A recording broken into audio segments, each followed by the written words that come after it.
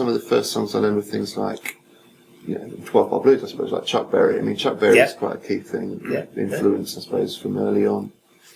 Yeah, there was loads of pub. I got in the first band when I was 14, and I just played in all kinds of social clubs, working men's clubs on the weekend, and I was in a band that did our own original stuff, when we could.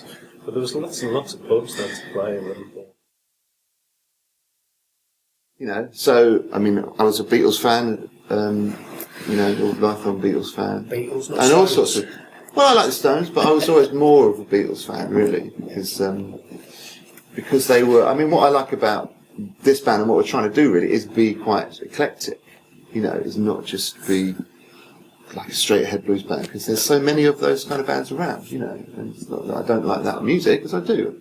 But you don't want to do that if there's so much of it about. You need to try and find something else. It's a long process, isn't it? And the getting there is probably the best bit. Although it'd be nice to be there for a second just to realise that actually getting there would be brilliant. It's not totally about the journey. It is about the journey. Where's there? Yeah, where is there? Well, who knows? Who knows that? Well, who He's knows? playing at Carnegie Hall on Wednesday. Yeah, he played the album. Well, that could be said. I'm there. Yeah. But is there where I want to be? It's a good question.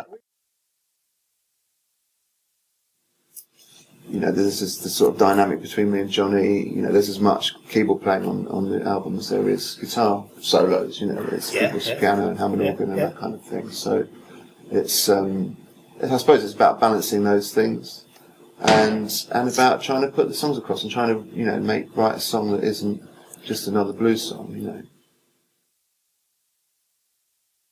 And you were forbidden to look at her chest. Yeah, I got a bit of a bollocking because the manager thought I was looking at her chest a lot, but I wasn't. Of course I was, but I was also looking. She had the most beautiful feet I've ever seen in my life. They're down there. Yeah, they are down there. Well, it's a double-edged sword, that kind of thing, because just because you've done some session work and played with some famous people doesn't mean that anything you're going to do is going to necessarily just immediately be successful. In some ways, having that, sometimes people have a negative attitude towards that. He co-wrote 2 songs. I sort of had written kind of backing tracks, really, and was struggling a bit with lyrics.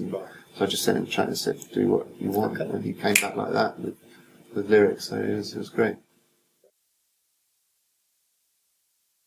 We've been doing some recording. We're actually doing tonight, we're playing one of the new songs that we've recorded. But that's a sort of, a process that we've only just begun, really.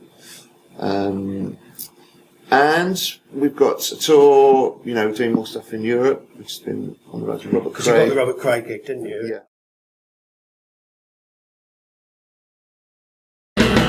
I